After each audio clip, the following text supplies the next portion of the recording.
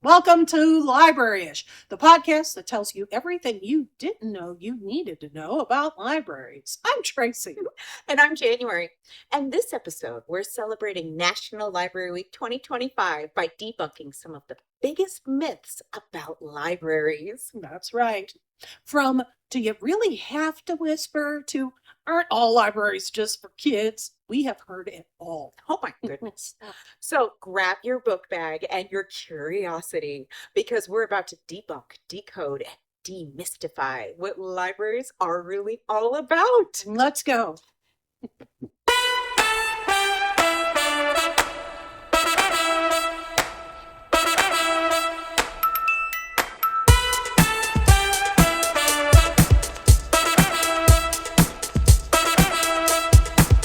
All right, so library myths. It's National Library Week, and we couldn't think of a better way to celebrate Indeed. than sort of debunking some of the myths that people have about libraries. And it's super crazy because I was looking at the myths and I'm just like, oh my gosh, people still believe these kind of things. So it's good to get it out there. And I know we did a couple episodes at the beginning of this podcast where we're talking about why libraries are still vital and everything. And these myths kind of work into why people feel that we're not anymore. So this is good. I think this is great. Absolutely. So, all right, let's go. Myth number one. Libraries are just for books. Oh my goodness. I can't. Okay, so I love to read.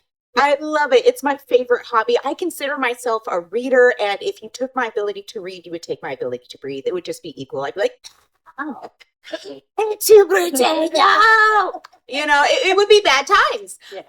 However, we as an institution, I feel, recognize that not everybody feels that they're at that level where reading is breathing. Yeah, 100%. And we provide a lot of stuff to people who don't read.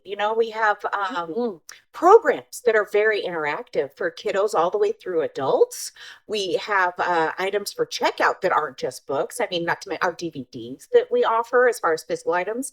Down in Oroville, we have our Library of Things that if you need a pressure washer, you could check one out. Exactly. Right? From pressure washer to ukulele. Right? You can get the stuff you need. It's so much fun. And I know for a fact one of our in our social media department, we have a wonderful employee there who was going to do a little segment on the Library of Things. And so she went and checked out a bunch of camping stuff. She checked out a chair. She checked out a stove. She checked out, all these different lanterns. But yeah, all the things that you need.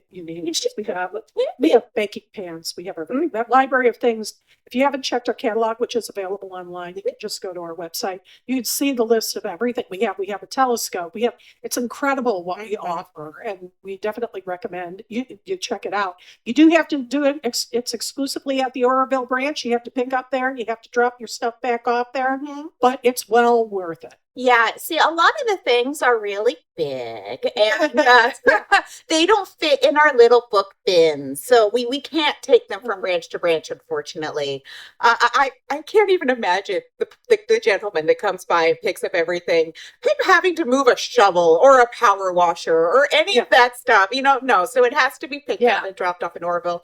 But they're absolutely amazing. There was a meteor shower not too long ago back in October, and before that, and we have a telescope that you could check out for free, set it up and watch the meteors come down with a telescope. Absolutely. It's a wonderful thing, and it's not a book. And if you don't like DVDs, there's a lot of people that they've been donating their DVDs. Thank you so much, because they've been streaming so much. We have a streaming service. We have Hulu that you can stream stuff on. We have audiobooks. If you're one of those people that just likes to ear read, we have audiobooks. And then the last podcast I talked about, if you go into Libby, we have graphic audio, which is like a radio show with sound effects and a full cast of actors, and it's delightful.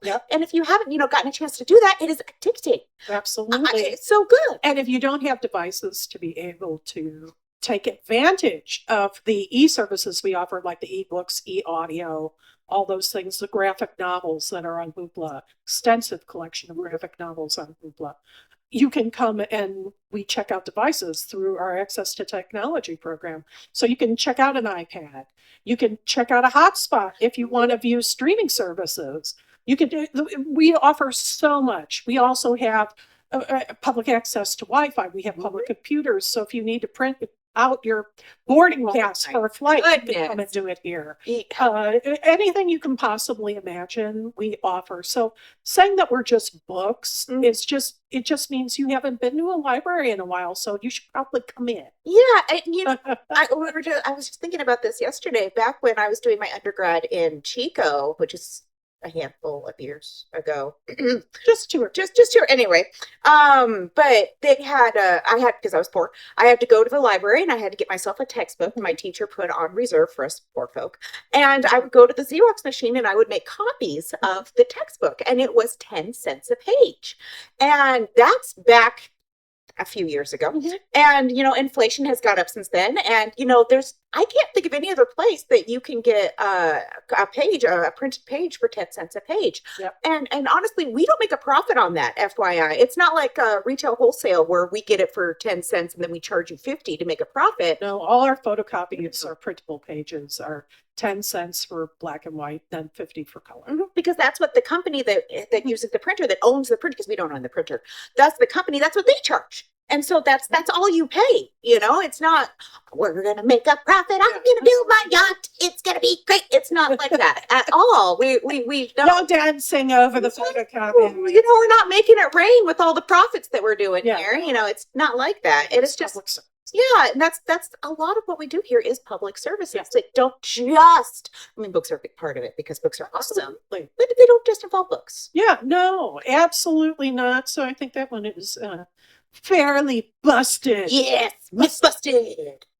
So the next myth number 2, you have to be quiet all the time. I'm sorry. This one makes me laugh so much because of us in particular. Yeah. So Tracy and I will be at any one of the 6 library branches. We've been in the majority. The only one I haven't got to work in is Biggs, which I would love to someday. It's just adorable. If you haven't gotten a chance to go to Biggs, please do so. Not because I'm not there, but because it's a beautiful, adorable little branch. Anyway. Adorable. It's a Carnegie Library. It's the last one in operation through Butte County Library. It's definitely worth it. It's worth the visit, just for the historical properties of it. But Tracy and I will be in any one of our branches, and we'll be in the main part of the library, and we'll be using our inside voices. They're inside voices at first, and then we start talking, we start conversing, and it gets a little louder and a little louder. Yeah, you may have noticed if you watched an episode or 2 of the podcast that we're kind of loud. I'm not quiet at all, and we've had a couple of patrons come up to us and be like, you're in a library, don't you? I mean, fair, I guess. So we are considered a conversational library, where as long as you're using your inside voice and you're not screaming and you're not yelling and you're not being aggressive or rude, you're allowed to communicate with other people or, inanimate objects, whatever you choose to do it for, Okay. as long as it's at an inside voice tone. Yes. However, that being said, we do have areas in each of our branches that if you want it a little quieter, you go to this particular area. I know that at Chico, you just go all the way to the back, and the whole back end is considered a quiet zone. Here in Paradise, if you go to the back by the window where we have the adult graphic novels in the large type section, that's considered our quiet zone. And, every branch has this quiet zone where you're expected to be quieter, but absolute silence is absolutely not something that we facilitate. And it's all part of the transition that libraries have made from being study spaces, which is essentially how libraries started. We covered this in one of our early podcasts. So essentially, libraries were donated collections from social groups who had interest in particular topics, where they would aggregate books and papers on the specific topics. And that would be exclusively what the library was about. Very exclusive. Yes, very. And it's like, that isn't what libraries are anymore. Yes, we have books, and yes, that's the focus, but we're really a community hub. So our children's spaces, particularly in Butte County, are not enclosed. Some libraries have enclosed children's spaces. We don't. No. Some libraries have enclosed studied spaces. We don't. So everybody is sort of gathered together, with very little differentiation between the spaces. So we do have to keep other people's comfort in mind. However, people are going to talk. People are going to have interactions. children are going to be playing in the children's section. This is And true. unfortunately, like sound does carry. It does. And that's why we have the designated areas that are like quieter in general, that if people want to read, that's sort of where they congregate. But the sound from the children's area is going to carry over. So, maybe plan your visits when looking at our calendar, which is also available online. Very much so. And see, try not to be around when there are children's events happening, craft programs, story times, things like that may get a little loud. If you avoid those hours, you're more likely to have quieter time when you come to the library. But libraries are places where people are meant to come and interact and meet each other. They're community hubs these days. They are not study spaces. There are plenty of university libraries where the public does have access. And I also think I'm really passionate about library anxiety, which is essentially this feeling that people get that libraries are stately buildings, the gravitas of the sort of academia adjacent library, even though it's a public space. And a lot of people are very intimidated about coming into libraries. And the fact is, it's because of all the years of that reinforcement of, these are hallowed grounds where we're dispensing information to only the greatest minds. The whole argument is also part of that. It is only like fiction, literature or popular fiction, as if there's really a distinction between the two.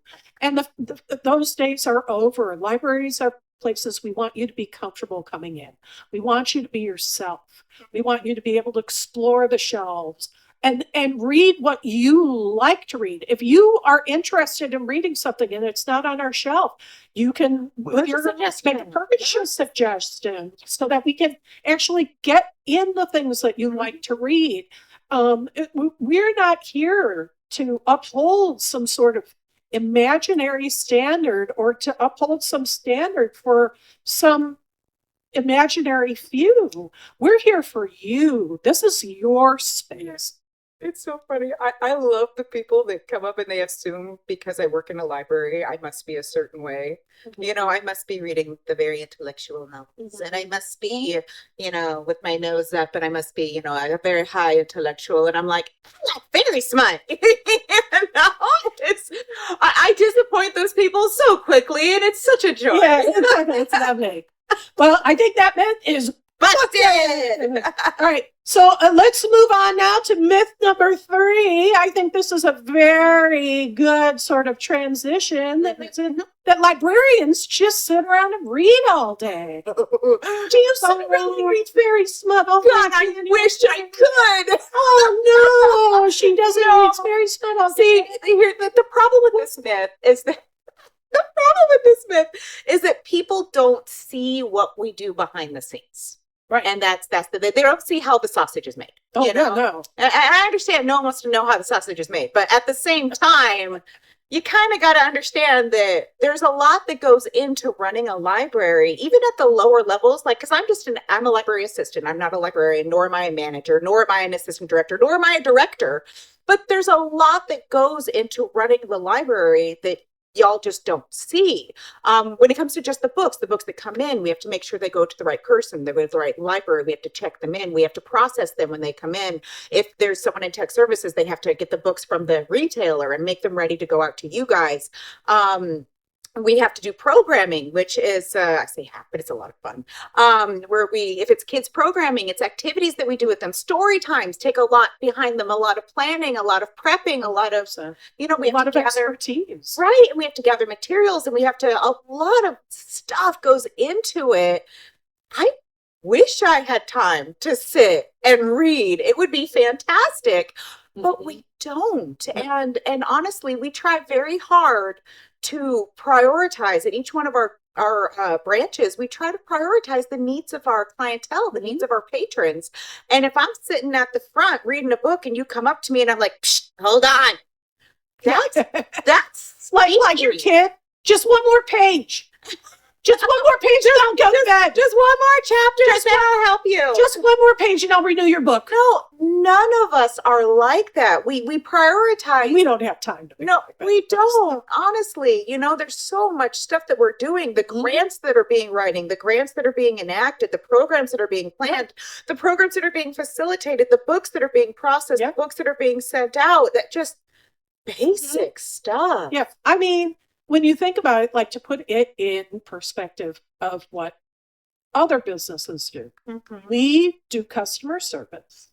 We do client management, which is our patrons, we manage their accounts. We do collection management, which is managing the collection of all the things that we mentioned in the first myth. Books and non-books. Books, digital books, non-books. All of those collections need extensive cataloging, management. We have to track everything. We have to track the patron accounts. Working in a library is performing so many different jobs at once that there is absolutely no time, except maybe break time and home time, where we get to, and home time is relative when you work in a library too. That doesn't even include the programming. That doesn't even include the facilitating our meeting spaces for people who use our meeting spaces, making sure that the audiovisual equipment and the facilities are well maintained so that they're usable by people that come to use our management, our meeting spaces. Like there is so many moving pieces. And so we would love to be able to read all day, but that is like that. The fact is, we're not here so we can read all day. We're so here. Exactly. Yeah. We're here so you can read. Yeah, So, that's what we get paid for. That's our job.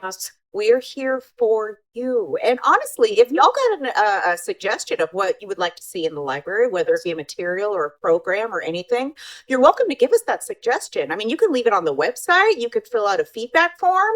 I want to hear from you. Honestly, leave it in the comments even. I would love to hear from you what you think should be offered. I think we've got there. Myth busted. Yeah. All right. Myth number 4. We're going to do myth number 4. You need a library card to use anything at the library. You really don't. I mean, don't get me wrong.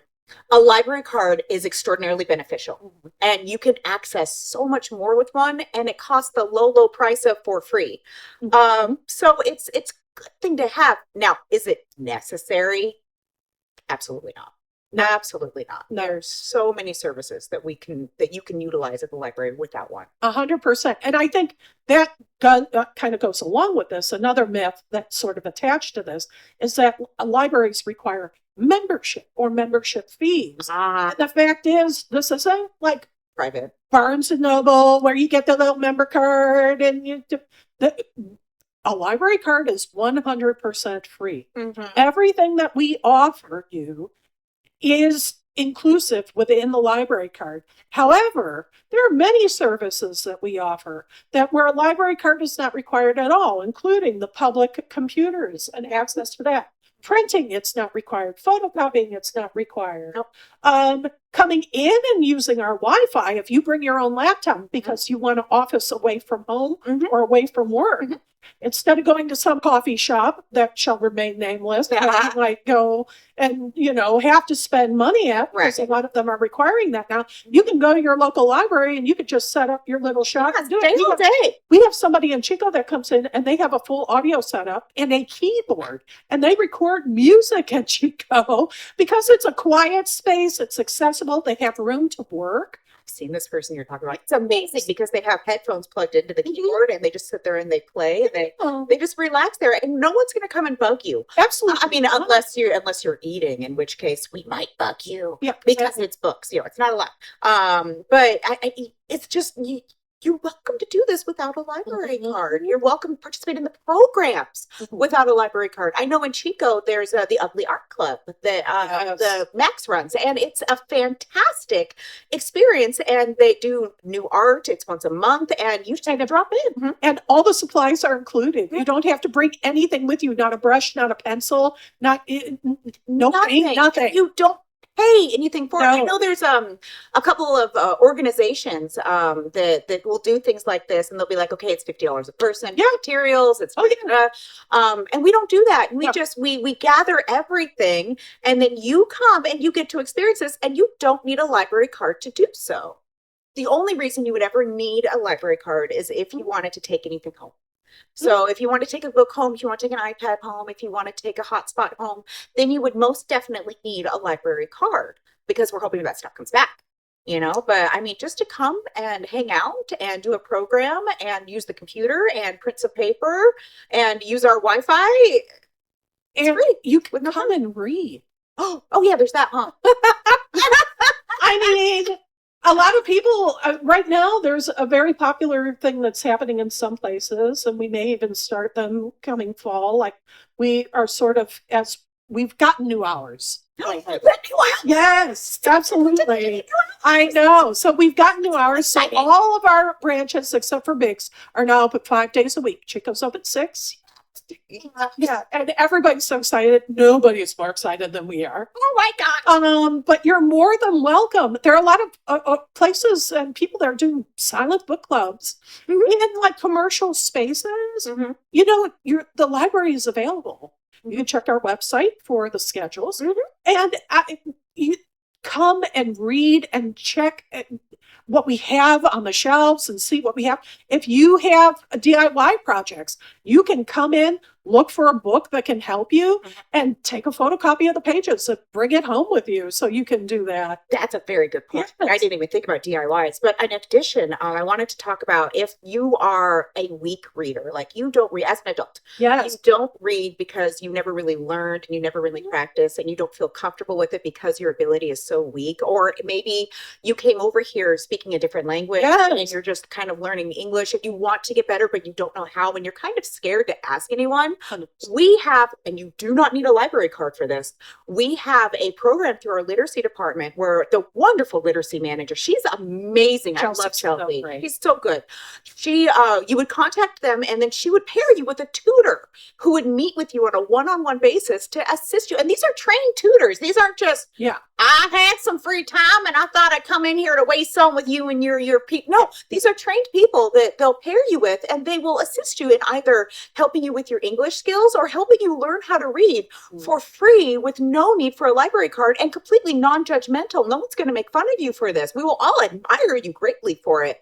So, I mean, if you don't want to use the library one because you don't need a library card for this, or you don't feel that your reading ability isn't strong enough to be a part of this, please come. Please Yeah. call. We have services for you too, and they don't require a library card. And we have all sorts of support.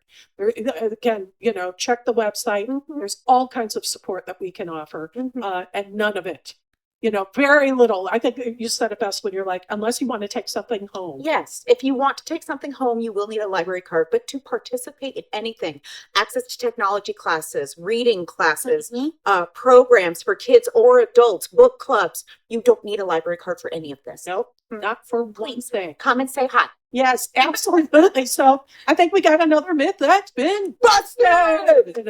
All right, now we're going to ask the final question.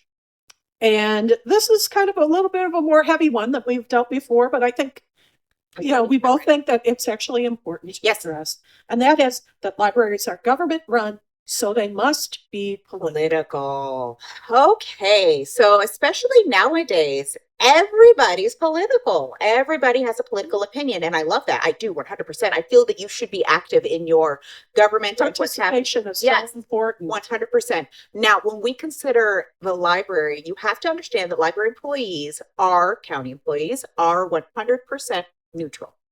I have had, because I'm up in Paradise. I love Paradise. This is my favorite community because I live here. But y'all want to talk story. And I love that. And I love talking to you. And I've had people come in and be like, I love Trump so much. He has improved this country. I love it. And I've had people come in, I hate Trump. He's horrible. We can't, I've had both. Mhm. I can't agree with either one of you because it's a political opinion and I have to be neutral. We have materials that are pro this current political organization that's going on, and we have materials that are anti this current political thing. And we carry both with no judgment whatsoever because we have to be 100% neutral about it. I have no judgment. I have the same amount of judgment checking out a pro-Republican book versus checking out a pro-Democrat book, checking out a book that's anti both of them or pro both of them. Mhm. It's all gravy to us, every single bit of it. And I just, I'm happy to come to talk to you and I want to talk to you. But when it comes to you as saying, well, what's your opinion on this? It will always be a neutral opinion. Mhm. It will always be an opinion of, I can neither confirm nor deny or agree or disagree with you because I'm neutral. I'm Switzerland. That's Is that still a phrase that's used? Yes, well, for now, yes, Yeah. sure. I mean, I think people have to understand too that this is coming from, it's a sort of a two-prong approach. Mhm. As a municipal institution, we're here to serve all taxpayers. Yes. So we do not have a political position No. on anything. Nothing. Our political position is that we love our community and that we serve our community. So, And that's what it is. And every member of the community, all 200,000 plus people that reside within Butte County, Mhm. are part of that community and they deserve equal service very much so. as government employees. Mhm. Now, the other part of that for us as a library Mhm. is that what we provide is information. Mhm. We do not proselytize. We do not give any opinions. We do not advocate. Our position is that we provide you with the information you need to make an informed decision about what you believe. Mhm. We're not here to try to shape your opinion. We're not here to try to shape discourse. We're here to provide access to the information to help you make a choice. And it has been that way since the beginning of libraries in this country, Mhm. that what we do is provide access. Mhm. So you find, as January said, you find books of all political stripes here. Mhm. You find books advocating for all different kinds of opinions, Mhm. for all different kinds of things, representing all different kinds of people, Mhm. because that's our function, Mhm. is to help you get access to the things that you wouldn't necessarily get access to otherwise. We all sort of live in silos. We all live in bubbles. Mhm. We have circles that we travel in. Very often we gather people around us that have the same opinions that we do, Mhm. that have the same beliefs. And it becomes very difficult to interrogate yourself if you don't have access to varying information. That's one of the problems with using the internet as a source. The internet uses algorithms that will feed your point of view, that it analyzes through the searches that you do, the products that you buy, Mhm. the things that you write. It uses all that data and it feeds you things that you might appreciate, enjoy, like. Big Brother's always watching, isn't he? Oh, yes. But you see, in the library, Mhm. we're not feeding you anything. No. We're providing accessibility, but you're the guide. You're the master of your own. What used to be the books? Oh, You you want the, to talk about Manifest Destiny? no, I'm talking about the choose your own ending. Just choose your own adventure. That when you come to the library, you choose your own adventure. You choose the books that you want to read. Mhm. You choose the points of view you want to explore, and you get to make an informed decision using the information that we provide. Mhm. That's why we're here. Yeah, and you know what? Like we said before, with the purchase suggestions, if you're here and you're looking around and you're seeing that your interests are not reflected, You find there's an author that you really want to read and they're not available. yeah, Don't presume that it's because we're trying to suppress that information. don't. There are thousands of books that are published per day. And it is impossible. I mean, that's not hyperbole. There are thousands Literally. literally published Uh-huh. a day. So we are bound to miss things. Yes. And that's why it's so important that you communicate your wants and needs to us so that we can make sure Yes. that you get what you want to read. And we're not going to judge you in the least bit. This is very non-judgmental. We just want you to read. Yes, we're just happy you're reading. And we said this in past episodes. I am the last person that's going to judge your reading material. Oh, For my real. goodness, for so So many just- reasons. Yeah, Yeah. I know, right? Just leave a purchase suggestion. Let us know what you want, and we can do that. Absolutely. Because That's our job. we're here to serve the community and we want to know what the community wants. And once we know what the community wants, Right? we can provide that to See, them. it's so funny to me because we're very busy, and like we said before, in the last month we have no time to read. I've got lots of stuff on my plate to worry about. I'm not worried about what you're reading. I'm not worried No. about trying to direct your attention a certain way. That I have way too much to do as it Yeah. is. So you let me know what you would like Yes. to read, and we will try to make it happen. 100. Don't make my job harder. Yeah, exactly. By not communicating. Let's communicate. I can't read your mind. Yes, exactly. We don't want to be here guessing. We No. want to be sure that we know what you want. Let us know. And there's so many ways to tell us. You can leave a comment on the website. You can purchase a suggestion. You can leave a comment. You can all the things. Yes, absolutely. Yeah. We're here to serve. That's what we do. Okay, so political myth busted.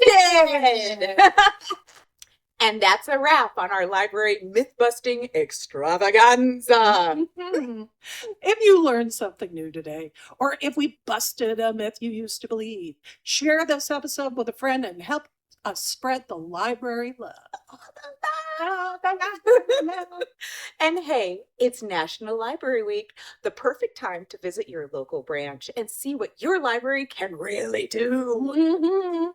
Until next time, stay curious, stay loud, and stay librarianship. Bye-bye. Bye.